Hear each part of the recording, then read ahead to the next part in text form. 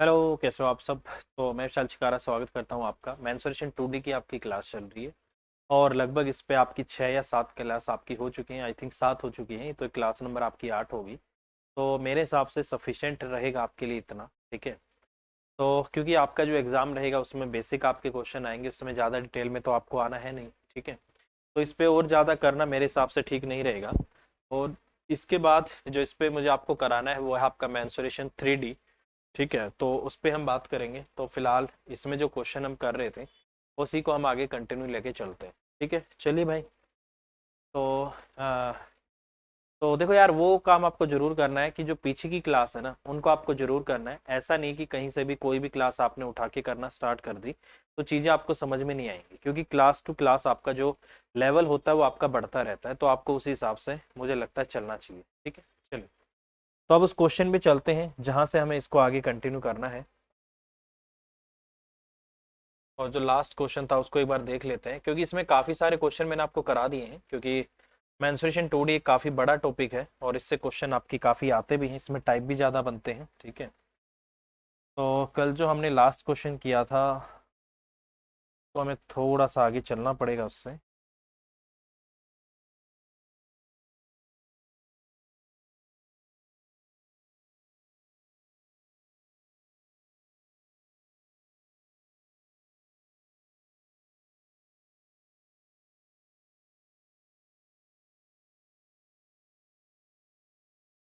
ये वाला question I think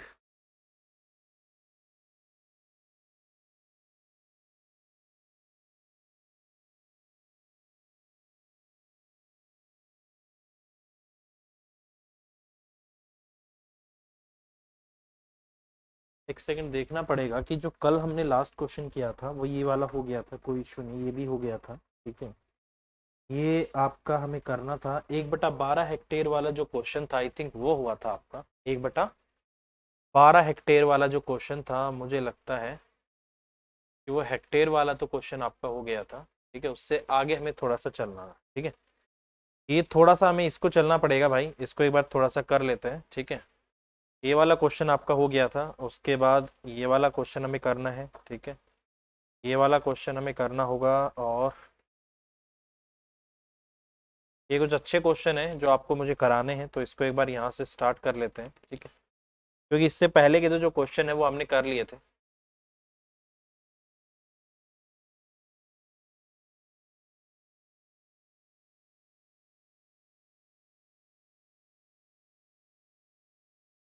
यहाँ तक तो हाँ ठीक है, और उसी क्वेश्चन पे हमें चलना होगा, हेक्टेयर वाले पे। और हेक्टेयर वाला हमारा जो क्वेश्चन था ये वाला लास्ट क्वेश्चन था जो कल हमने किया था। ठीक है, कल का मतलब होता है पिछली क्लास में। एक दिन में आपकी 2 क्लास भी हो जाती हैं, 3 क्लास भी हो जाती हैं। तो कल का मतलब ये मत समझना कि कल कल का मतलब होता है पिछली क्लास। तो पिछली क्लास में जो हमने क्वेश्चन किया था 12 हेक्टेयर ये वाला किया था, और इस क्वेश्चन का जो आपका आंसर आया था 25 मीटर आया था। क्या आया था इस क्वेश्चन का आंसर आपका? 25 मीटर। तो ये हमने कल किया था। ठीक है, अब इसको थोड़ा सा आगे बढ़ते हैं इस पे और अगले क्वेश्चन की हम बात करते हैं। तो अगला क्वेश्चन क्या है, वो ये है आपका। कह रहा है कि किसी एक आयत का जो क्षेत्रफल है वर्ग के क्षेत्रफल का 3 गुना है, और आयत की जो लंबाई है 20 सेंटीमीटर है, और जो चौड़ाई है वो वर्ग की भुजा की 3/2 गुनी है। तो वर्ग की भुजा क्या है ये आपसे पूछे। ठीक है, चलिए भाई। किसी आयत का क्षेत्रफल वर्ग के क्षेत्रफल का 3 गुना है। ठीक है, आयत का क्षेत्रफल वर्ग के क्षेत्रफल का 3 गुना है। ठीक है, तो एक काम कर लेते हैं ना, यहाँ पर दो आपकी फिगर है, दोनों को एक बार बना के और इसको लेके चलते हैं। एक आपका रेक्टेंगल है, सपोज करो ये आपका रेक्टेंगल है और ये आपका क्या है, स्क्वायर है। ठीक है, तो एक बार क्या होता है कि डायग्राम देख के चीजें कई बार जल्दी आप कैच कर लेते हो, तो इसलिए कोशिश करता हूँ कि जिस क्वेश्चन में डायग्राम बनाया जा सके उसमें डायग्राम बना दे। ठीक है, तो अगर मैं इसकी बात करता हूँ, मान लो कि इसकी जो लंबाई है वो आपकी कितनी है, 20 है। लंबाई कितनी है आपकी, 20 है, आपने 20 ले दिया। ठीक है, कह रहा है कि चौड़ाई जो है वो वर्ग की भुजा का 3/2 गुनी है। तो मैं मान लेता हूँ कि इसकी भुजा आपकी कितनी है, 2x। ठीक है, इसकी भुजा को मैंने 2x मान लिया, तो 2x का अगर मैं 3/2 गुना करूंगा तो कितना हो जाएगा आपका, 3x हो जाएगा। इसका मतलब ये आपका क्या है, 3x है, तो ये भी आपका क्या है, 3x। ठीक है, अगर चौड़ाई आपकी 2x है तो इसका मतलब लंबाई आपकी क्या है, 3x है। ये चीज हमेशा याद रखना कि फ्रैक्शन में जो नीचे वैल्यू आपको दे रखी है उसी को हम मान लेते हैं। ठीक है, ये आपका यहाँ पर है। तो अगर यहाँ से बोला गया है कि किसी आयत का क्षेत्रफल वर्ग के क्षेत्रफल का 3 गुना है, तो इसका मतलब ये जो एरिया आएगा वो इसके एरिया का क्या है, ट्रिपल है। और किसी भी स्क्वायर का एरिया क्या होता है, उसकी भुजा का वर्ग कर दो, उसकी भुजा का स्क्वायर कर दो, वो स्क्वायर का एरिया आ जाएगा। ठीक है, तो ऊपर वाला एरिया कितना होगा, जैसे 20 और गुना में जो आपका 3x है बेसिकली, वो आपका किसके बराबर है, इसके स्क्वायर का 3 गुना। तो 3 गुना इंटू में किसका, 2x का स्क्वायर, तो 2x के स्क्वायर का मतलब होगा आपका 4x का स्क्वायर। ठीक है, एक x से आपका ये x कट जाएगा। ठीक है, इस 3 से आपका 3 भी कट जाएगा, तो x की वैल्यू यहाँ से 4 से इसको काट दो 5, तो x की वैल्यू कितनी आ गई आपकी, 5 आ गई। ठीक है, तो x का मान आ गया आपका 5। ठीक है, अब ये कह रहा है कि वर्ग की भुजा कितनी, तो वर्ग की भुजा कितनी होगी, 5 दूनी आपका 10, तो इसका मतलब 10 हो गई। तो इसका मतलब स्क्वायर की जो आपकी साइड आएगी वो कितनी आ गई आपकी 10। तो इसका मतलब इस क्वेश्चन का जो आंसर होगा वो कितना होगा आपका 10 होगा। और इन्होंने जो क्वेश्चन का आंसर दिया है वो 10 दिया हुआ है, तो यही आपके क्वेश्चन का आंसर आ जाएगा। तो बेसिकली इनमें आपको ना मेंसुरेशन के क्वेश्चन में खासकर आपको घबराने की जरूरत नहीं होती है, जो वो बोले ना करने के लिए बस वो करते चलो। और हाँ, कैलकुलेशन थोड़ी ध्यान से करना, अगर यहाँ पर मिस्टेक होने के जो चांस होते हैं वो कैलकुलेशन में ही होते हैं, क्योंकि बाकी तो आपके बेसिक फॉर्मूलाज होते हैं। अगर फॉर्मूले याद हैं तो फिर वैल्यूज पुट करके और उनको थोड़ा सा मतलब सोल्व करने में एरर ना करो तो आप आसानी से क्वेश्चन कर सकते हो। ठीक है, कई बार क्या होता है कि स्पीड ज्यादा करने की वजह से बच्चा अपनी स्पीड को ज्यादा करने की कोशिश में कैलकुलेशन गलत कर देता है, जिससे क्वेश्चन गलत होता है। वैसे कम चांस होते हैं क्वेश्चन गलत करने के। ठीक है, चलिए नेक्स्ट, क्योंकि मेंसुरेशन 2D खासकर बहुत आसान होता है। अगर आपको थोड़े बहुत क्वेश्चन जो कॉम्प्लिकेटेड मिलेंगे या कैलकुलेटिव कह सकते हो आप जो मिलेंगे, वो 3D में मिलते हैं, मेंसुरेशन 3D में, क्योंकि उसमें कई बार कटिंग कर दी जाती है, जैसे कोन की कटिंग कर देते हैं। ठीक है, कोन बेसिकली आपका जो शंकु होता है एक तरीके से पैरामिड ही होता है, एक ऐसा पैरामिड जिसका बेस सर्कल होता है। पैरामिड ऐसा ले लेंगे जिसका बेस स्क्वायर हो सकता है, रेक्टेंगल हो सकता है, उसकी कटिंग कर दे तो वो थोड़ा सा कैलकुलेटिव हो जाएंगे, वैसे ऐसा कुछ नहीं होता। ठीक है भाई, चलिए अब ये अगला क्वेश्चन है, कह रहा है कि किसी आयताकार क्षेत्र की लंबाई और चौड़ाई 7 और 4 है। एक 4 मीटर चौड़ा रास्ता जो क्षेत्र के बाहर चारों ओर है का क्षेत्रफल 416 मीटर स्क्वायर है, तो क्षेत्र की चौड़ाई क्या है ये आपको बताना है। ठीक है, देखिए बेसिकली इस तरीके से आपका है। ठीक है, ये रेक्टेंगल है, रेक्टेंगल के अंदर इस तरीके से एक आपका ये ले लो, एक और है आपका। ठीक है, तो इसने बोला है कि किसी आयताकार क्षेत्र की लंबाई चौड़ाई का अनुपात इतना, एक 4 मीटर चौड़ा रास्ता, लेंथ इतना है, और path wide running all around outside. इसका मतलब ये जो आपको दे रखी है अंदर की दे रखी है, ये आपका 7x है, ये आपकी लंबाई 7x है, तो ये कितनी है आपकी 4x, ये आपकी क्या है 4x है। और इसके बाहर है 4 मीटर चौड़ा आपका इस तरफ है, और 4 मीटर चौड़ा आपका इस तरफ है, इसी तरीके से 4 मीटर चौड़ा आपका इस तरफ है, और इसी तरीके से 4 मीटर चौड़ा आपका इस तरफ है। ठीक है, तो ये आपको दे रखा है। ठीक है, तो कभी भी ऐसा क्वेश्चन अगर आ जाए और आपको बोला गया हो कि इसका एरिया क्या होगा, पाथ का एरिया, तो एरिया निकालने का फॉर्मूला होता है आपका, ये होता है आपका यहाँ से L प्लस में आपका B होता है, और प्लस में आपका क्या होता है 2x होता है। x बेसिकली क्या होता है, उस रास्ते की चौड़ाई होता है, क्या होता है आपका उस रास्ते की चौड़ाई, और उल्टे में क्या करना है होता है आपका 2x। तो आपको 2x इसमें करना होगा, कुछ नहीं है, कभी भी इस पाथ का एरिया अगर आपको निकालना पड़ गया तो ये वाला, तो ये वाला एरिया अगर आपको निकालना पड़ गया तो इस पाथ का जो एरिया होता है वो बेसिकली किसके बराबर होता है, जैसे मैंने अभी आपको बोला, वो ये फॉर्मूला आप याद रखना, ये बहुत काम का फॉर्मूला, आपके बहुत काम आएगा। ठीक है, ये वाला जो एरिया होता है वो बराबर होता है आपका लंबाई प्लस में चौड़ाई। एक्स क्या होता है, ये चौड़ाई होती है, ये ब्रेड्थ आपकी पूरी चौड़ाई पूरी ये लंबाई होगी, ये चौड़ाई होगी, और एक्स होता है ये वाला जो अंदर जो रास्ता है इसकी जो चौड़ाई होती है, इसको एक्स बोला गया है। तो यहाँ पर अगर मैं फॉर्मूले में वैल्यूज पुट कर देता हूँ तो मेरा आंसर आ जाएगा। ठीक है, यहाँ पर अगर मैं वैल्यूज पुट कर देता हूँ तो मेरा आंसर आ जाएगा, जैसे लंबाई और चौड़ाई आपकी 7x और आपकी 4x है, तो 7 और 4 आपका कितना आ जाएगा 7x प्लस 4x, आपका 11x आ गया। ठीक है, ये हो गया आपका 11x, प्लस में रास्ते की चौड़ाई, आप इसको कुछ और मान लो, कभी आप कंफ्यूज कर जाओ। ठीक है, कि x यहाँ पर कैसे हो गया, क्योंकि इसको क्या मान लेता हूँ, इसको 7k मान लेता हूँ और इसको 4k मान लेता हूँ, क्योंकि रेशियो में है ना, अगर रेशियो में ही है तो ये आपका टोटल 11k हो गया, और प्लस में 2, यहाँ पर x का जो मान है मतलब रास्ते की चौड़ाई आपको 4 दे रखी है, तो 2 इंटू आपका 4 होगा, इंटू में उसी तरीके से 2 इंटू आपका 4 होगा, और यही आपका किसके बराबर है एरिया, आपका 416 के बराबर आपको दे रखा है। ठीक है, तो ये आ जाएगा, अगर 8 है अंदर आपका मल्टीप्लाई होगा 88x आ गया, प्लस में आपका 8 और आपका 8 आपका 64 हो गया, और बराबर में आपका 416 हो गया। तो 88x की जो वैल्यू आ गई उस तरह माइनस कर देता हूँ, ये आपका 8 आ जाएगा, ठीक है, सॉरी 6 में से 4 गया आपका 2 आ गया, 6 में से 4 गया आपका 2 आ गया, और 41 में से आपका 6 जाएगा तो 35 आ जाएगा, ठीक है, यही आएगा भाई आपका। तो के की वैल्यू कितनी आ गई यहाँ से आपका 352, और बटे में आपका 88 आ गई, ठीक है। इसने मुझसे पूछा है क्षेत्रफल की चौड़ाई बताओ, चौड़ाई कितनी है आपकी 4k है, ठीक है। तो ये के की वैल्यू है तो इसको 4k से गुना कर दूं, चौड़ाई आपकी 4k, तो इसको भी 4 से कर देता हूँ।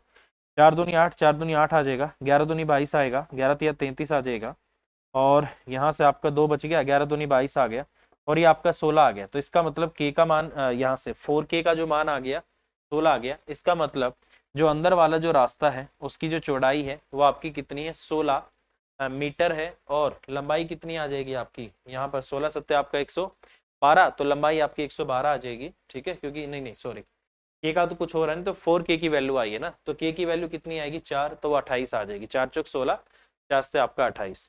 तो फिलहाल इन्होंने क्वेश्चन का जो आंसर दिया है वो कितना दिया हुआ है आपको 16 ही दिया हुआ है।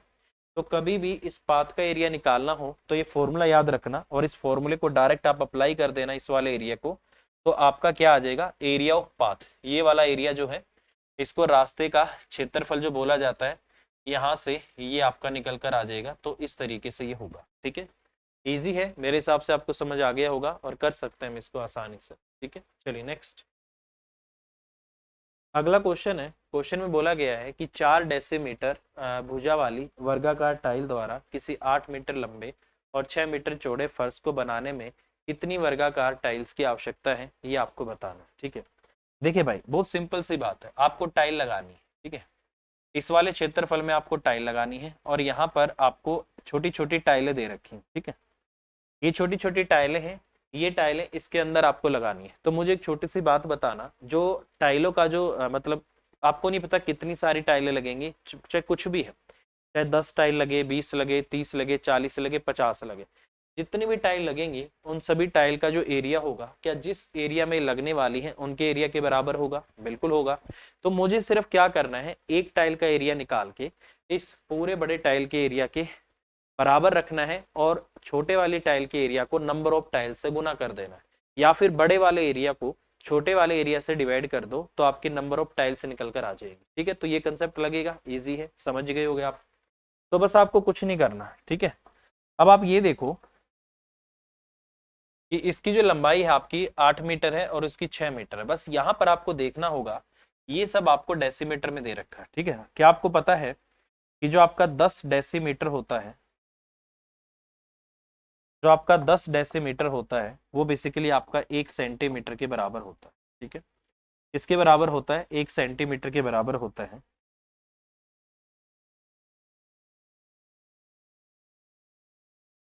1 मिलीमीटर 10 डेसीमीटर, ये आपका इतना आ रहा है, तो ये 8 मीटर है ना आपका, ठीक है।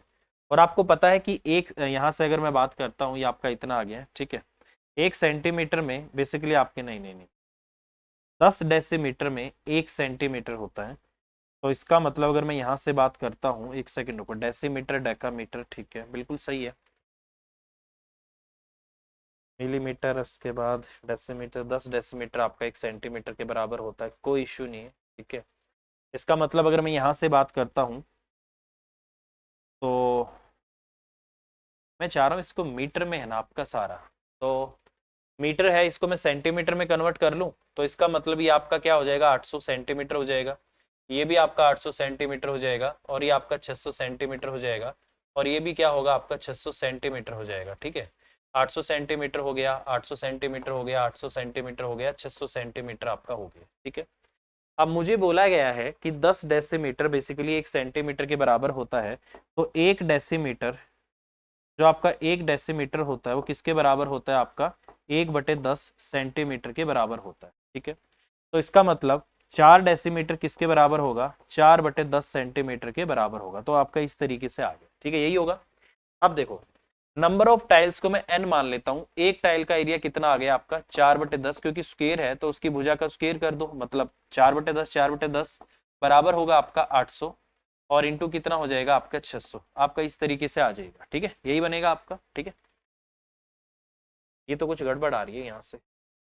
800 सेंटीमीटर हो गया, 600 सेंटीमीटर हो गया, 1 डेसीमीटर आपका इतना हो गया, 4/10 आपका हो गया। अगर मैं यहाँ से बात करता हूँ तो 4 दूनी आपका ये 200 पे चला जाएगा। ठीक है, 4 पंजे आपका 20, ये आपका 50 पे चला गया, 5 आपका 30 आ गया। ठीक है, तो इसको मुझे लगता है ये 2 जीरो मुझे उस तरफ लेकर जानी पड़ेंगी। ठीक है, तो एन की वैल्यू यहाँ से कितनी आ रही है, तो बहुत ज़्यादा आ रही है। इसको किस में लेकर आना है आपको, एक काम करो यार, उस डेसीमीटर को ही मीटर में कन्वर्ट कर दो, क्योंकि टाइल जो लगनी है ना, वो जो एरिया है वो आपका मीटर में है, तो 8 का आपका 48 कर दो। ठीक है,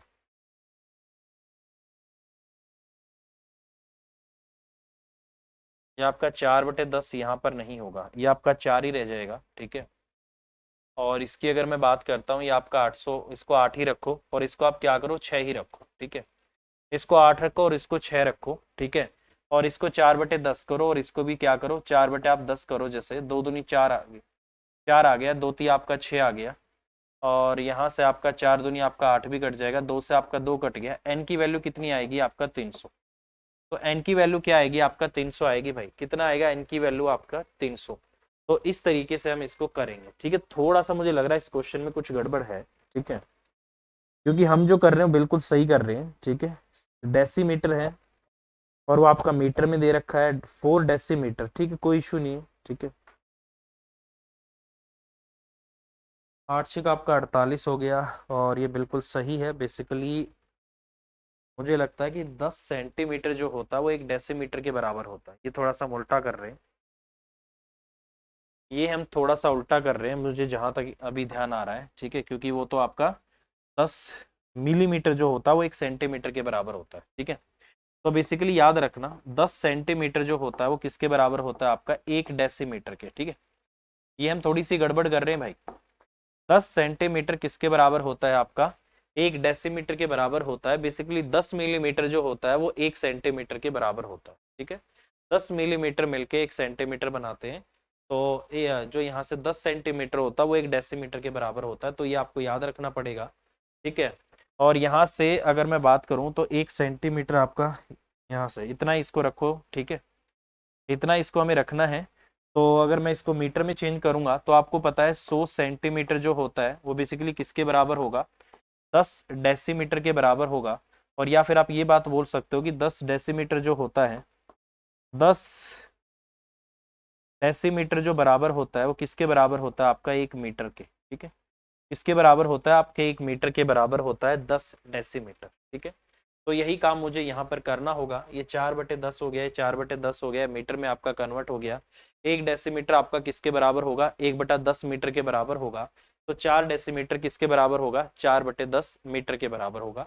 ये भी मीटर हो गया, ये भी मीटर हो गया, ये भी मीटर हो गया, ये भी मीटर हो गया, सारा मीटर में कन्वर्ट हो गया। और एन की वैल्यू कितनी आ गई आपकी, एन की वैल्यू आ गई यहाँ से आपका 300। तो मुझे लगता है 300 आंसर होगा।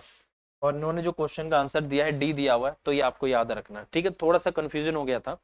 10 मिलीमीटर 1 सेंटीमीटर के बराबर होता है, 10 सेंटीमीटर 1 डेसीमीटर के बराबर होता है, और यहाँ से 10 मीटर जो होता है वो बेसिकली 1 डेकामीटर के बराबर होता है। ठीक है, तो ये थोड़ा सा आपको याद रखना पड़ेगा, तो ये आपका आंसर है।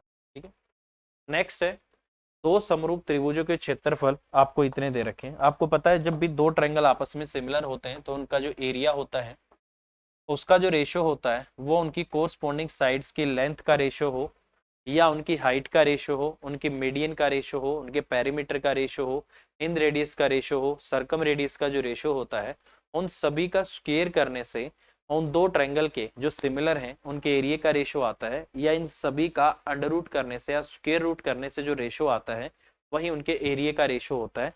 तो ये चीज आपको हमेशा याद रखनी है। ठीक है, तो अगर जैसे इस क्वेश्चन की मैं बात करता हूँ, दो समरूप त्रिभुज हैं, इनका क्षेत्रफल आपका, जैसे इसका क्षेत्रफल आपका 360 है और इसका क्षेत्रफल आपका कितना है 250। ठीक है, बोला गया है पहले त्रिभुज की भुजा 8 सेंटीमीटर है, मान लो ये आपका 8 सेंटीमीटर है, तो इसको मैं क्या मान लेता हूँ x सेंटीमीटर मान लेता हूँ। ठीक है, अब आपको पता है ये एरिया है और ये आपका एरिया है, तो एरिया किस पे डिपेंड करता है, एरिया को अगर मैं या फिर जो कोरस्पॉन्डिंग साइड्स हैं उनकी लेंथ का जो रेशियो अगर मुझे निकालना हो तो आप उनके एरिया का अंडर रूट कर दो तो उनकी कोरस्पोंडिंग साइड्स की लेंथ का रेशियो निकल कर आ जाएगा। ठीक है, जैसे ऊपर वाले का एरिया आपका कितना है 360 है, नीचे वाले का एरिया कितना है आपका 250। ठीक है, अगर मैं इनका अंडर रूट कर देता हूँ तो इनका अंडर रूट करने से तो इनकी कोरस्पोंडिंग साइड्स की लेंथ का रेशियो आ जाएगा। ठीक है, तो 0 से 0 कट गई, इसका 6 बाहर आ गया, इसका 5 बाहर आ गया और बराबर में आपका 8 और बटे में आपका x हो गया। x की वैल्यू यहाँ से कितनी आ जाएगी 40 और बटे में कितनी आ जाएगी 6 और ये कितनी आ जाएगी आपका 20 और बटे में कितना आ जाएगा आपका 3 आ जाएगा। तो x की वैल्यू आपकी 6 सही 2 बटा आपका 3 आ जाएगी। तो x का मान क्या होगा आपका 6 सही 2 बटा 3। तो इस तरीके से क्वेश्चन को किया जा सकता है। बस सिमिलैरिटी का थोड़ा सा रिजल्ट आपको पता हो कि सिमिलैरिटी के केस में अगर दो ट्रायंगल सिमिलर हैं तो उनकी कोरस्पोंडिंग साइड्स की लेंथ का जो रेशियो होता है वही रेशियो उनके पेरीमीटर का भी होता है, वही रेशियो उनकी परपेंडिकुलर हाइट का भी होता है, वही रेशियो उनके मीडियन का भी होता है, वही रेशियो उनकी सर्कम रेडियस की लेंथ का भी होता है, वही रेशियो उनकी इन रेडियस की लेंथ का भी होता है। और इन सभी का लेंथ का जो रेशियो है उनका स्क्वायर कर दूं तो इनके एरिया का रेशियो आता है। और अगर एरिया का रेशियो गिवन हो और एरिया के रेशियो को अंडर रूट कर दो या स्क्वायर रूट कर दो तो जितनी भी वो मैंने बोली है मीडियन है हाइट है जितनी भी बोली है उनकी लेंथ का रेशियो आ जाएगा एरिया का अंडर रूट करने से। ठीक है, तो ये चीज आपको थोड़ी सी पता होनी चाहिए। ठीक है, अब इन्होंने इस क्वेश्चन का आंसर क्या दिया है, इन्होंने दिया है क्वेश्चन का आंसर सी, तो यही आपके क्वेश्चन का आंसर है। ठीक है, चलिए नेक्स्ट। बोला गया कि किसी समद्विबाहु त्रिभुज का जो परिमाप हो 544 सेंटीमीटर है तथा प्रत्येक बराबर भुजा आधार का 5/6। इसका मतलब आधार अलग अलग है और बाकी की दो भुजाएं हैं वो आपस में बराबर है। ठीक है, यही मतलब होगा इसका। तो इसने बोला है कि प्रत्येक बराबर भुजा आधार का 5/6, तो आधार कोई 6 मान लो। इसका मतलब ये अगर आपका 6x है तो इसका मतलब ये साइड आपकी 5x है और ये साइड भी आपकी क्या है 5x। ठीक है, ये आपका क्या है a है, ये आपका क्या है b है और ये आपका क्या है c है। 5 और 5 10 और 6 आपका 16x हो गया। 16x की वैल्यू आपकी 544 है तो x की वैल्यू क्या है आपकी 16 थी आपका 48 है, 16 चौके आपका 64 है तो x की वैल्यू क्या है आपकी 34 है। तो कह रहा है कि त्रिभुज का क्षेत्रफल बता दो कितना होगा। तो देखो मेरे भाई इसको अगर मैं करना चाहता हूं तो ये बहुत सिंपल है क्वेश्चन आपका। इस टाइप के क्वेश्चन में एक चीज हमेशा याद रखना कि जब भी अगर ट्रायंगल सिमिलर हो सॉरी जब भी ट्रायंगल आपका या तो आइसोस्केलस हो मतलब समद्विबाहु हो और या फिर इक्विलैटरल हो समबाहु और समद्विबाहु, अगर ये ट्रायंगल है आपका तो उस केस में जो दो भुजाएं बराबर होती हैं उनके कॉमन वर्टेक्स से अगर मैं परपेंडिकुलर ड्रॉ करता हूं तो सामने वाली भुजा पे मिड पॉइंट भी होता है। तो ये 3x होगा तो ये भी आपका 3x होगा। अब पाइथागोरस लगा के आपको पता है 3 4 5 आपका ट्रिपलेट होता है, सिंपल सी बात है। अगर मुझे इस ट्रायंगल का एरिया निकालना पड़े तो एरिया क्या होगा 1/2 इंटू बेस। बेस आपका कितना है 6x है तो 6 इंटू आपका 34 हो जाएगा, ये आपका बेस आ गया। ठीक है, 1/2 into base into height, height कितनी है आपकी 4x है तो ये हो जाएगा आपका 4 इंटू आपका 34, तो ये आपका इतना आ गया। ठीक है, 2 से आप 2 से काट दो। ठीक है, 2 छिक आपका क्या आ गया 12 आ गया। ठीक है, यहाँ पर आपका क्या आ गया 34 का स्क्वायर आ गया। ठीक है, अगर मुझे 34 देखो 34 इंटू आपका क्या आ गया 34 आ गया। अब मुझे 34 का स्क्वायर करना है तो 16 से कितना कम है आपका, सॉरी 50 से कितना कम है आपका 16 कम है तो 16 का स्क्वायर आपका 256 आ जाएगा। ठीक है, अब देखो जो 34 है 16 से कितना 50 से कितना कम है 16, तो 34 में से 16 माइनस करना, 14 में से 6 गया आपका 8 आ गया और 18 आ गया। ठीक है, और 18 का भी मैं क्या कर देता हूँ यहाँ से आधा तो आपका 9 आ जाएगा। 9 और 2 11, ये आपका 1156 आ गया और 1156 और इंटू में अब आपको क्या करना है 12 करना है तो इसको मैं 10 प्लस में 2 कर देता हूँ। ठीक है, कुछ गड़बड़ तो नहीं है, सही जा रहा है ना। तो ये कितना आ गया आपका 11560 आ गया और ये 2 छिक 12 आ गया, 2 पंजे 10 और एक आपका 11, 2 एकम 2 और एक 3 और 2 एकम 2, ये आपका इतना आ गया 2 आ गया 7 आ गया 8 आ गया 3 आ गया और इतना आ गया। तो 13872 आपके क्वेश्चन का आंसर आ जाएगा। तो किसी भी त्रिभुज का जो क्षेत्रफल होगा वो आपका 13872 होगा, तो ये आपके क्वेश्चन का आंसर आएगा। अगर इस क्वेश्चन में आप कोशिश करोगे हीरोन्स फॉर्मूला लगाने की तो आप फंस जाओगे। ठीक है, यही आंसर है, यही दे रखा है। अगर आप बोलो सर इसी क्वेश्चन को मैं तो हीरोन्स फॉर्मूला लगा के करूंगा तो हीरोन्स फॉर्मूला लगाना कोई आसान बात नहीं होगी। 5x और ये आपका 6x है तो इनको सबको पहले तो 34 से गुना करना पड़ेगा, वहां से फिर इसका पैरामीटर निकालना पड़ेगा, पैरामीटर का फिर सेमी पैरामीटर लेना पड़ेगा, फिर सेमी पैरामीटर में से सभी भुजाओं की लेंथ को घटाना पड़ेगा, फिर उनको स्क्वायर रूट में लेना पड़ेगा, तो वो कोई इजी टास्क आपका नहीं होगा, ठीक है। तो कभी भी अगर इक्विलेटरल ट्रायंगल हो या फिर आइसोस्केलेस ट्रायंगल हो, तो उसमें 99.99% आपको कोशिश करनी है कि परपेंडिकुलर ड्रॉ करो। परपेंडिकुलर ड्रॉ करते ही सामने वाली भुजा पे वो क्या होता है, मीडियन भी होता है। मीडियन होगा तो देखो इस तरीके से क्वेश्चन आपका कितना हल्का हो गया। ये सिर्फ और सिर्फ परपेंडिकुलर डालने की वजह से ही कैलकुलेशन इतनी छोटी हुई है, नहीं तो कैलकुलेशन आपकी बहुत बड़ी हो जाती। तो इस तरीके से ये आपके क्वेश्चन का आंसर आएगा और मुझे लगता है आपको समझ आ गया होगा। चलिए नेक्स्ट। बोला है किसी समद्विबाहु त्रिभुज के आधार पर शीर्ष लंब 8 है और परिमाप आपका 64 है। देखो भाई, समद्विबाहु त्रिभुज आपको पता ही है, जिसमें अगर वो जो लंब होता है वो बेसिकली क्या होता है, मीडियन भी होता है। ये आपका ए है, ये आपका बी है, ये आपका क्या है, सी। समद्विबाहु त्रिभुज है, ठीक है। 8 आपका क्या है, शीर्ष लंब है, ठीक है। तो इसका मतलब ये परपेंडिकुलर हाइट आपकी 8 है, तो ये क्या करता है, सामने वाली भुजा पे परपेंडिकुलर होता है तो उस पर मीडियन भी होता है। ये आपका 8 हो गया, ठीक है। अब देखो यार, ये मुझे पता लग गया कि कहीं ना कहीं, इसको मैं डी नाम दे देता हूँ, कहीं ना कहीं आपका राइट एंगल ट्रायंगल है। और राइट एंगल ट्रायंगल अगर आपका आ गया तो इसका मतलब वहां पर पाइथागोरस भी फॉलो करेगा। और अगर पाइथागोरस को फॉलो करेगा तो वहां ट्रिपलेट भी आएगा। और मेरे दिमाग में ट्रिपलेट आया 8 15 17, ठीक है। या फिर एक ट्रिपलेट जिसमें 8 आता है वो होता है आपका 6 8 10। अब कुछ नहीं करना, आपको बस इतना सा दिमाग लगा के ये चेक करना है कि इसमें कौन सा ट्रिपलेट आपका फॉलो हो सकता है, ठीक है। अब जैसे ये 8 है, तो आपको पता है सबसे बड़ी भुजा तो आपका हाइपोटेन्यूज होती है, तो ये 17 मान लेता हूं, तो ये भी 17 होगा क्योंकि समद्विबाहु त्रिभुज है, आइसोस्केलेस है। ये 8 हो गया तो मीडियन है, तो ये भी आपका सॉरी 15 होगा, ठीक है। ये कितना हो जाएगा आपका 15 15, ठीक है। ये आपका 15 हो गया, ये भी आपका 15 हो गया। बस आपको ये जोड़ के देखना है क्या पैरामीटर 64 है। तो आपने देखा 15 15 30 तो ये हो गया, और 17 17 34 आपका वहां पर हो गया, तो इसका मतलब टोटल आपका 64 आ रहा है। तो मैं ये बात बोल सकता हूँ कि पैरामीटर आपका क्या है, 64 है, बिल्कुल है। और क्या ये ये फॉलो कर रहा है, 8 भी है। तो बस इतना सा काम करते ही आपको समझ आ गया मेरे भाई कि ये क्वेश्चन जो है इस ट्रिपलेट को फॉलो करेगा, 8 15 17 को, तभी आप इस क्वेश्चन को कर पाओगे। नहीं तो मेरे भाई एक्स वाई जेड और ये मानते मानते क्वेश्चन आपको बहुत दुखी कर देगा।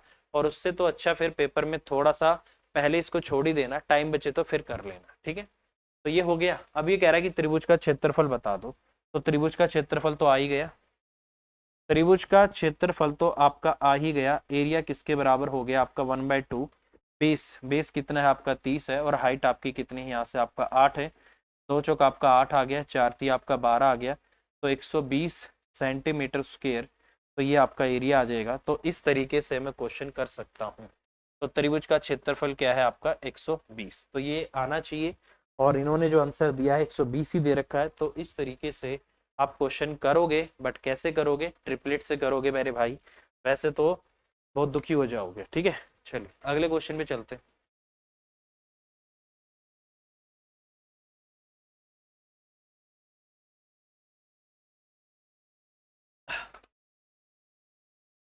चलिए भैया, अगला क्वेश्चन क्या बोल रहा है।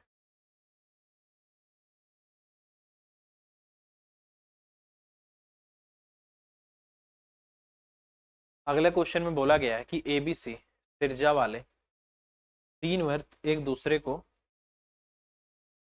बाह्य स्पर्श करते हैं, और उनके केंद्रों को मिला के जो प्राप्त त्रिभुज का क्षेत्रफल है वो बता दो क्या होगा, ठीक है। ये अगर आप डायरेक्ट याद रखोगे तो सबसे बढ़िया है और अगर याद नहीं करोगे तो एक बार मैं आपको करके बता देता हूँ वैसे। बाकी अगली बार इसको याद ही रखना कि इस क्वेश्चन का जो आंसर आता है हमेशा ये आता है।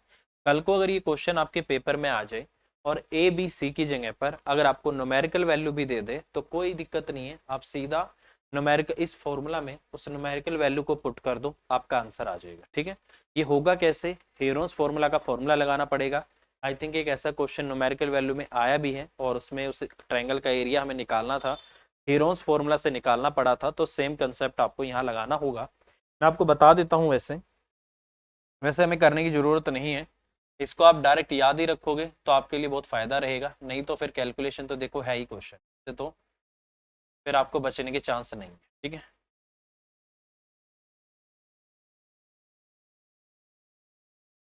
ठीक है, जैसे ये बन जाएगा आपका, ठीक है। और अगर मैं बोलूँ यहाँ से ये हो गया, ये इसका सेंटर हो गया, इसका ये सेंटर हो गया, इसका आपका ये सेंटर हो गया, ठीक है।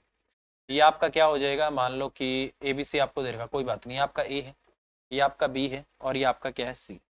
त्रिज्याएं आपकी A B और C है, तो मान लो कि ये आपका A है तो ये भी आपका A होगा, ये अगर आपका B है तो ये भी आपका B होगा, ये आपका C है तो ये भी आपका क्या होगा C, ठीक है।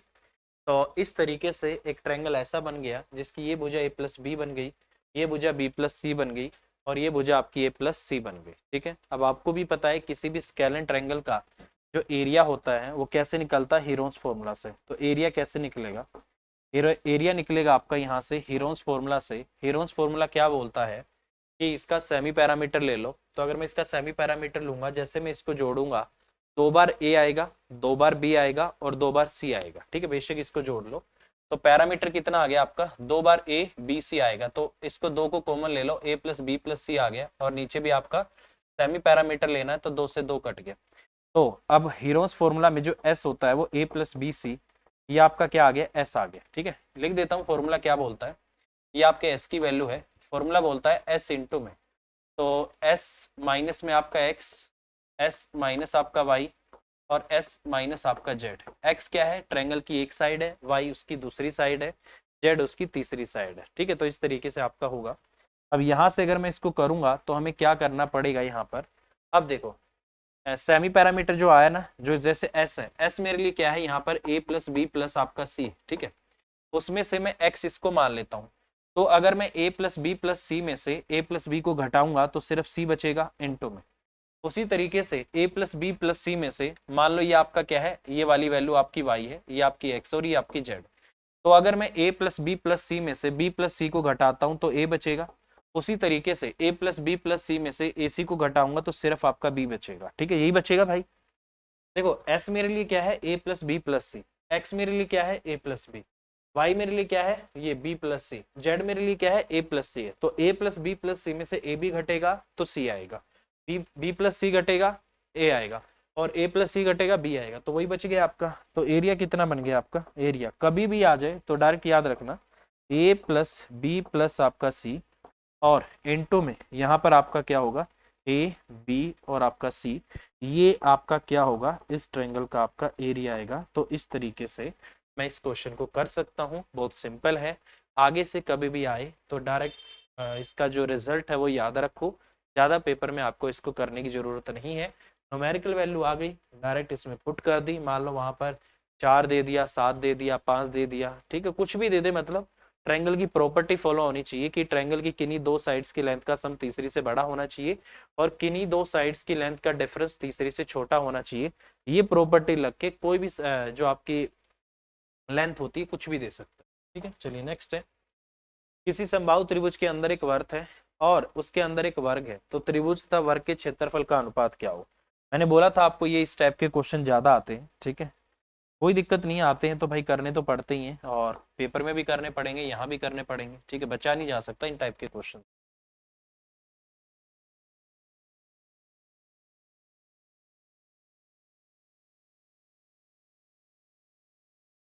ठीक है, इस तरीके से ले लो और इसके अंदर भी एक वर्ग है,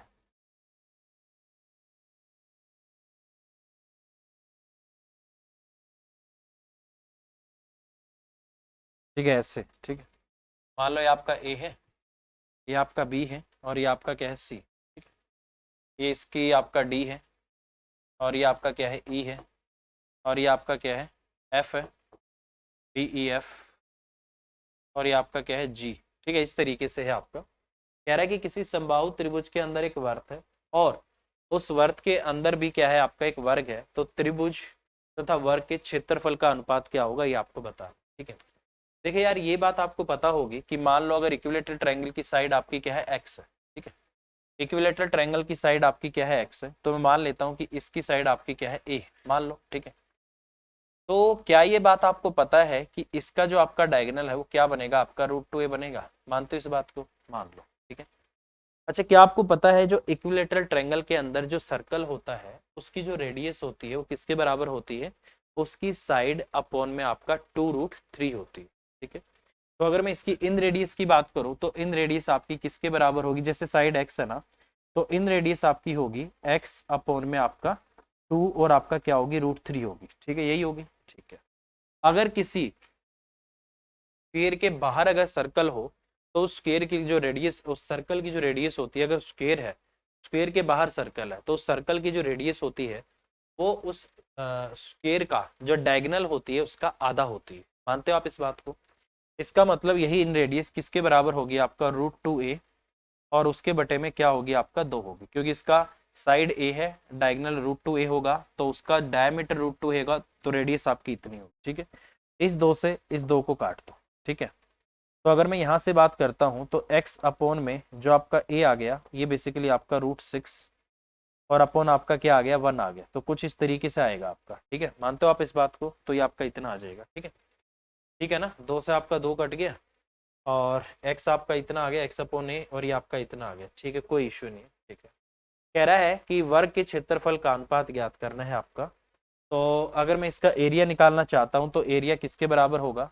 इक्विलेटरल ट्रायंगल का एरिया ऊपर लिख लो, ये होगा आपका √3/4, और उसकी साइड, साइड आपकी √6 आ गई ना, √6 इंटू आपका √6 आपका इतना आ गया, और नीचे कितना होगा? आपका एक ही हो जाएगा, ये तो आपका एक ही आ गया। ठीक है, तो ऊपर कितना आ गया आपका? √3, और 6√3 आ गया, और नीचे आपका एक तरीके से कितना आ गया? 4 आ गया। ठीक है, क्योंकि ये इससे जाके मल्टीप्लाई हो जाएगा यहाँ पर, 2 दूनी आपका 4 आ जाएगा, और 2 3 आपका 6 आ जाएगा। तो इसका मतलब ये कितना आ जाएगा आपका? 3√3, और अपॉन में आपका 2 आ जाएगा। इसका मतलब कि इक्विलेटरल ट्रायंगल का एरिया और स्क्वायर के एरिया का जो रेशियो आएगा वो 3√3 और अपॉन में आपका 2 आएगा, मतलब सी आना चाहिए।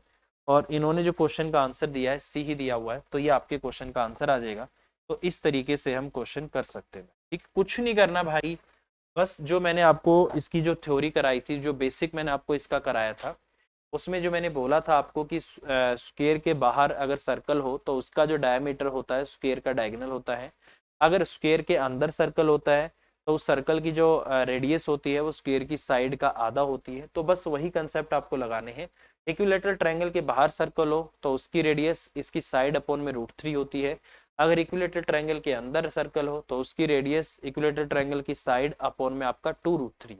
ठीक है, बस ये कंसेप्ट आपको पता होने चाहिए। ये याद है, देखो एडवांस मैथ की खास बात ये होती है कि वहां पर जितनी चीजें आप ज्यादा याद रख लोगे आपके लिए उतना ही बेनिफिट रहेगा, क्योंकि वहां फॉर्मूलाज होते हैं ज्यादा, और जो अर्थमेटिक होता है उसमें आपकी बेसिक समझ होती है, क्योंकि डेली रूटीन जो आपका डेली लाइफ होती है उसमें उसी से रिलेटेड आपके क्वेश्चन होते हैं। ठीक है, तो समझ रहे हो आप इस बात को? ठीक है, तो चलिए नेक्स्ट अगला क्वेश्चन है, किसी समबाहु त्रिभुज का क्षेत्रफल a है तथा ऊंचाई आपका b है, तो b का स्क्वायर अपॉन a का मान क्या होगा, ये आपको बताना है। ठीक है, तो ये आपका a है, ये आपका b है, और ये आपका क्या है? c। ठीक है, मान लो कि इसकी साइड आपकी क्या है? x, मान लिया, तो ये AD में इसकी हाइट मान लेता हूँ। ठीक है, तो आपको पता है कि इक्विलेटरल ट्रायंगल की जो हाइट होती है वो बेसिकली √3/2, और इंटू में क्या होता है? साइड होती है। साइड कितनी है आपकी? x, ये आपकी हाइट होती है। पाइथागोरस लगा के निकाली जाती है, क्योंकि ये x/2 होगा, ये x/2 होगा, पाइथागोरस लगाता हूँ तो √3 x/ आपका 2 आ जाता है। ठीक है, अब ये कह रहा है कि b जो है इसकी ऊंचाई है, तो इसकी ऊंचाई को हम क्या लिख सकते हैं? जैसे √3/2 x इंटू में क्या लिख सकते हैं? √3/2, और आपका x लिख सकता हूँ, क्योंकि ये b है और b का क्या किया गया है? स्क्वायर किया गया है। तो ऊपर तो आ गया आपका b का स्क्वायर, और नीचे क्या है आपका a क्या है? आपका एरिया है। एरिया होगा आपका √3 और आपका 4, और इंटू में साइड का स्क्वायर, साइड कितनी आपका x है, तो x का स्क्वायर हो जाएगा आपका, ये आपका इतना आ गया। ठीक है, इसमें किसी को डाउट नहीं होना चाहिए। ठीक है, तो ये हो गया आपका इतना। अब देखो ये 4 है आपका, इस 4 से ये भी कट जाएगा, x है आपका, x के स्क्वायर से आपका x का स्क्वायर भी कटेगा, √3 से एक आपका √3 भी आ जाएगा। तो यहाँ से जो वैल्यू निकल कर आएगी वो कितनी आ जाएगी? आपका √3, और बाय क्या होगी? आपका 1 आ जाएगी। ठीक है, तो कितना होगा आपका? √3 बाय आपका 1। तो ऐसा कोई ऑप्शन में है क्या? तो इसने बोला है b का स्क्वायर अपॉन a, तो मुझे लगता है ये क्वेश्चन का आंसर आना चाहिए, क्योंकि हमारी कैलकुलेशन में कहीं भी कोई गड़बड़ नहीं है, और इन्होंने जो क्वेश्चन का आंसर दिया है सी दिया हुआ है, तो यही आपके क्वेश्चन का आंसर आएगा। तो इस तरीके से क्वेश्चन आपका हो जाएगा भाई। ठीक है, समझ रहे हो ना भाई? देखो बहुत ही सिंपल है, कुछ इसमें ऐसा नहीं है कि आप नहीं समझ पाओगे। फॉर्मूलाज रटो, जो क्वेश्चन में बोला जाए वहां पुट करो, आंसर आ जाएगा।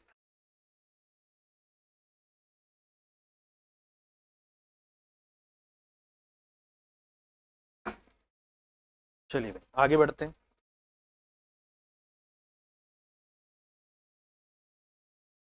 अरे ये क्या है, बोला गया है कि C1 तथा C2 दो सकेंद्रीय वर्त। देखो भाई सकेंद्रीय वर्त क्या होते हैं, मान लो कि दो सर्कल है, ठीक है, एक सर्कल ये है और एक सर्कल आपका ये है, इनका कॉमन सेंटर होता है, यही सेंटर इस वाले का है, यही सेंटर इस वाले का है, इसको बोला जाता है सकेंद्रीय। दो ऐसे वर्त या ऐसे दो सर्कल जिनका कॉमन सेंटर होता है, जिसका सेंटर सेम होता है, तो बोला जाता है आपका ये वाला। अब यहां से अगर मैं बात करूं तो दो सर्कल आपको दे दिए, तो एक बड़ा ले लेते हैं छोटा सा, थोड़ा सा, और इसके अंदर भी तो हमें लेना पड़ेगा ना, एक ये ले लेते हैं आपका, ठीक है। तो ये ले लिया हमने, तो देखते हैं इसके बारे में इसने क्या बोला। C1 और C2 दो सकेंद्रीय वर्त हैं, तो सकेंद्रीय वर्त आपके हो गए, कोई इश्यू नहीं है इसमें, ठीक है, जिनकी त्रिज्याएं 12 और 3 सेंटीमीटर है, ठीक है, जिनकी रेडियस आपकी 12 और 3 सेंटीमीटर है, ये हो जाएगा, कोई इश्यू नहीं, ठीक है। वर्त C1 पर बिंदु ए इस प्रकार है कि बिंदु ए से वर्त C2 पर खींची गई स्पर्श रेखा वर्त C2 को बिंदु बी और सी पर स्पर्श करती है। मान लो कि ये बाहर वाला आपका C1 है, ए इस प्रकार है, C1 पर कोई पॉइंट आपका मान लो कि ए है, यहाँ पर कोई पॉइंट आपका ए है, ठीक है, इस पे से यहाँ एक इस तरीके से आपका, ठीक है, और एक आपका यहाँ पर है, और ये सॉरी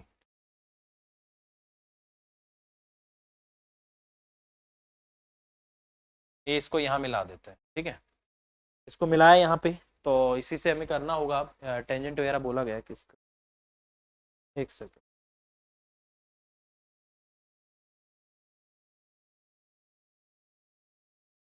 तो ये हो गया आपका, और ये टेंजेंट है। क्या आपको पता है कि ये आपको यहाँ से, ये इसका क्या है, सेंटर है, ये इस पे परपेंडिकुलर है, ये इस पे परपेंडिकुलर, जो रेडियस होती है वो टेंजेंट पे हमेशा क्या होती है, परपेंडिकुलर होती है, ठीक है, जो रेडियस होती है वो टेंजेंट पे हमेशा परपेंडिकुलर होती है, तो ये यहाँ पर हमने इस पे परपेंडिकुलर कर दिया, और ये इसका सेंटर O कर देते हैं,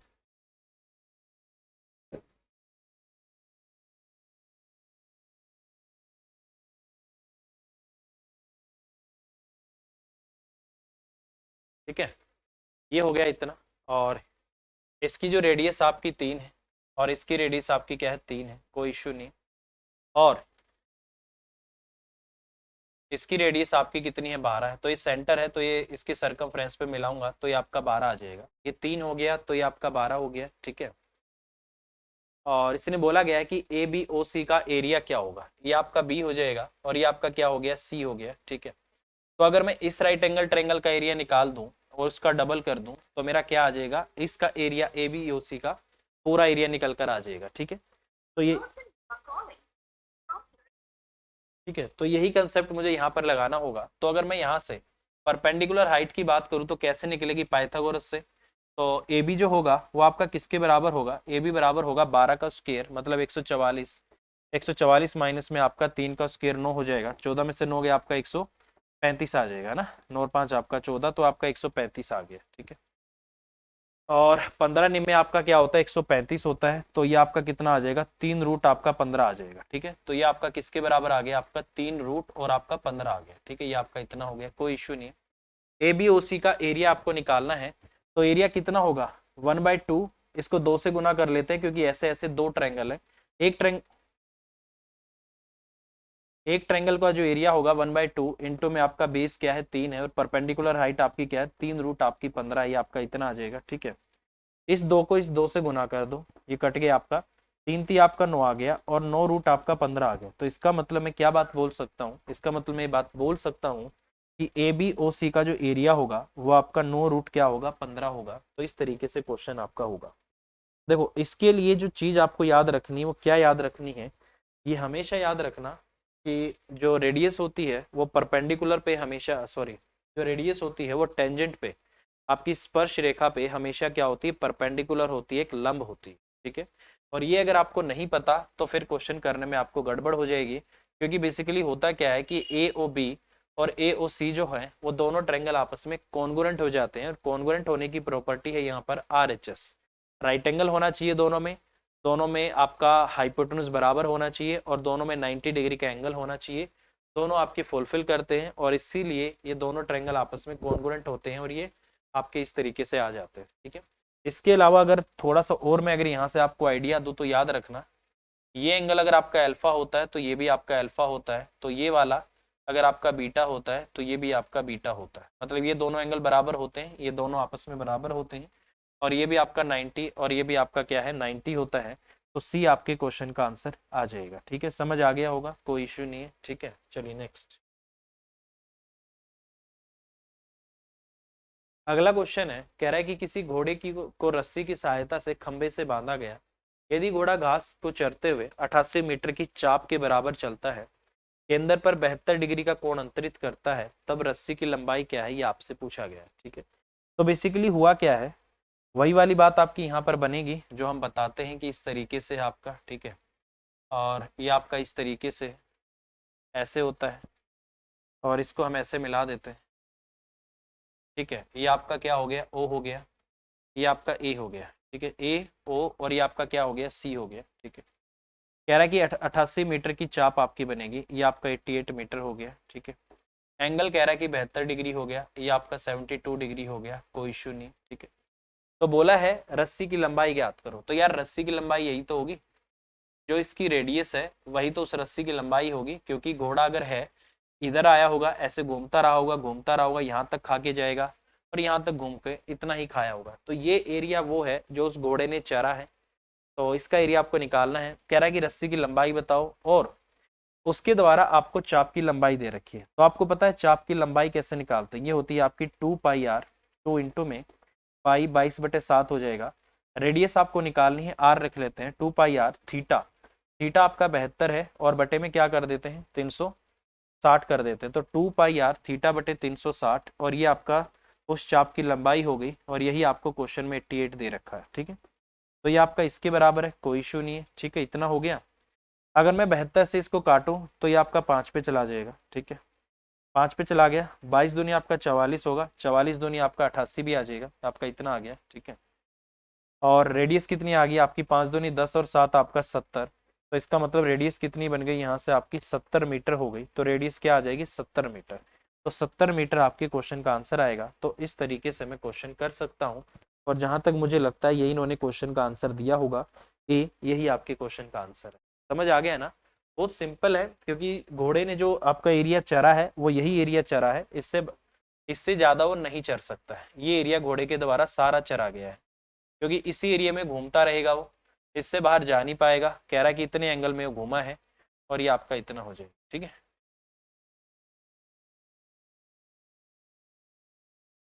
ये एरिया, ठीक है भाई, तो इतना ही एरिया उसने चरा होगा, ऐसे ही घूमता होगा, जिसके घर गाय भैंस होगी उसको तो पता ही होगा भाई, ठीक। हमें भी पता है भाई, हमने नहीं रखी तो क्या हुआ, पता तो है। अच्छा, कह रहा है कि किसी 9 सेंटीमीटर और 12 सेंटीमीटर और 15 सेंटीमीटर भुजा वाले त्रिभुज की आंतरिक वृत्त की त्रिज्या क्या होगी, आपको बताना है। सबसे पहले तो कभी भी इस तरीके से अगर ट्रायंगल की 3 साइड आपको दे दे तो आप ये देखो क्या यहाँ पर ट्रिपलेट फॉलो कर रहा है, अगर ट्रिपलेट फॉलो करता है तो अच्छी बात है, नहीं तो किसी भी ट्रायंगल की जो आपकी रेडियस होती है, रेडियस आपकी जो होती है वो किसके बराबर होती है, थीटा, मतलब यहाँ से ये आपका किसके बराबर होता है, डेल्टा अपोन में आपका एस होता है। तो डेल्टा क्या होता है, उस ट्रायंगल का एरिया होता है और जिसके अंदर सर्कल है उसका एरिया, और एस क्या होता है आपका सेमी पेरीमीटर होता है, क्या होता है सेमी पैरामीटर। तो किसी भी ट्रायंगल की अगर अंदर सर्कल बना हुआ है और उस सर्कल की रेडियस आपको निकालनी हो, उसको इन रेडियस बोला जाता है, छोटा आर बोला जाता है, वो किसके बराबर होती है, उस ट्रायंगल का एरिया, और उसको डिवाइड कर दो उसके सेमी पैरामीटर से, ठीक है। और कभी भी अगर किसी ट्रायंगल के बाहर सर्कल है उसकी रेडियस निकालनी हो तो ये आपकी बराबर होती है ए इंटू बी इंटू आपका सी, और नीचे क्या होता है आपका 4 डेल्टा, मतलब उस ट्रायंगल की तीनों साइड को गुना करो डिवाइड बाय में 4 इंटू डेल्टा, डेल्टा फिर से वही होता है उस ट्रायंगल का एरिया होता है, ठीक है। तो ये काफी इंपॉर्टेंट फॉर्मूला है किसी भी ट्रायंगल की इन रेडियस निकालने का और किसी भी ट्रायंगल की सरकम रेडियस निकालने का। एबीसी उस ट्रायंगल की तीनों साइड्स की लेंथ है और डेल्टा उस ट्रायंगल का एरिया है, कैसे भी निकालो ट्रायंगल का एरिया, हेरोन्स फॉर्मूला लगा के निकालो, या फिर जो भी ट्रायंगल उसी के बेस पे आपको निकालना होगा, या 1/2 इंटू बेस इंटू हाइट करके निकालो, कैसे भी निकालो वो एरिया आपको निकालना होगा, ठीक है। और इसके अलावा जो सबसे अच्छी बात है, राइट एंगल ट्रायंगल के अपने अलग से फॉर्मूला होते हैं अगर उनके अंदर या बाहर रेडियस हो, मतलब सर्कल हो।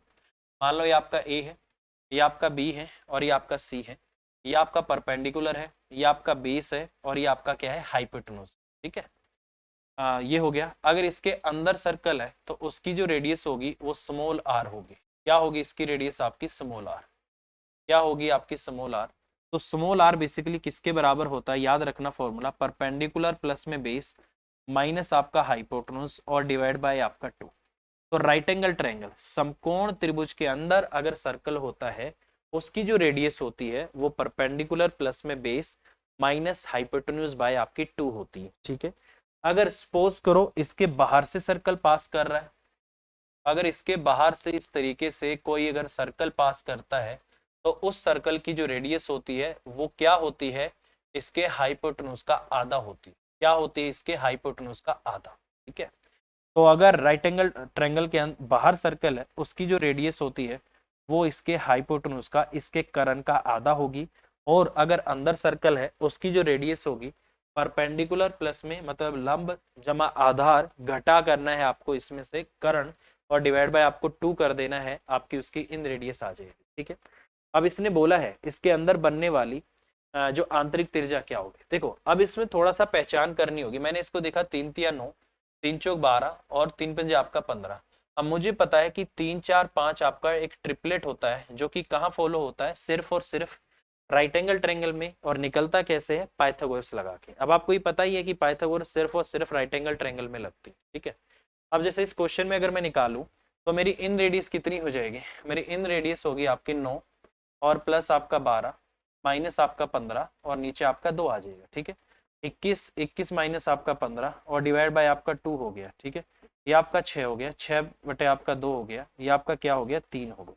इसका मतलब आपकी जो इन रेडियस होगी वो कितनी हो जाएगी, आपका 3 सेंटीमीटर हो जाएगी। तो इस तरीके से मैं इसको कर सकता हूँ, ठीक है। सिंपल है, समझ आ गया होगा।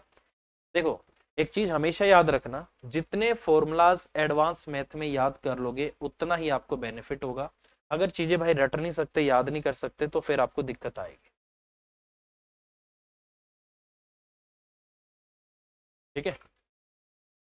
चलो भाई आज के लिए इतना ही करते हैं, फिर मिलेंगे। और ये जो फॉर्मूलाज मैंने आपको बताए हैं इस पे तो भाई आपको फोकस करना ही चाहिए, क्योंकि जितने फॉर्मूले याद रहेंगे पेपर में उतनी जल्दी इनको अप्लाई करोगे और क्वेश्चन का आंसर आपका उतनी ही जल्दी आ जाएगा, ठीक है। चलिए भाई, ऑल द बेस्ट। और एक बात जरूर बोलूँगा, क्लास रेगुलर करिए और उस पे क्लास को करके प्रैक्टिस जरूर करिए, ठीक है। इनसे मिलते जुलते आपको बहुत क्वेश्चन मिलेंगे। जब तक आप इन फॉर्मूलाज को खुद से ये नहीं पहचान कर पाओगे कि कौन से क्वेश्चन को देखते ही ये फॉर्मूले अप्लाई करने हैं, उसमें आपको फायदा नहीं होने वाला, जब तक आप खुद से नहीं सीखोगे अप्लाई करना। मैं लिखवा के चला जाऊंगा, मेरे पास बहुत फॉर्मूला है, ट्रिक्स भी हैं हर टॉपिक का। कितने भी अर्थमेटिक के टॉपिक है, हर टॉपिक की 15 से 20 ट्रिक होती। अब मान लो मोटे मोटे अगर आपके 20 अर्थमेटिक के टॉपिक में कर लेता हूँ, 15 कर लो, 20 भी नहीं 15 ही कर लो, उस 15 में हर एक में 20 ट्रिक है, तो 15 दूनी 30, 300 ट्रिक हो गई। अब कितनी ट्रिक याद कर लोगे भाई, नहीं हो पाएंगी 300 ट्रिक, 30 भी नहीं होंगी, 300 तो बहुत ज्यादा है। तो इसलिए हमेशा एक चीज याद करो, जितना आपका बेसिक स्ट्रॉन्ग होगा उतना ही आपको फायदा मिलेगा। जितना आप ट्रिक के भरोसे पेपर में बैठोगे, पेपर क्लियर होने के चांस उतने ही कम होंगे, अगर आप सिर्फ ट्रिक के भरोसे बैठे हो तो, ठीक है। तो प्रैक्टिस करते रहिए, मॉक टेस्ट लगाते रहिए, डेली अपनी क्लास करते रहिए। All the best, bye bye, take care, thank you, take care.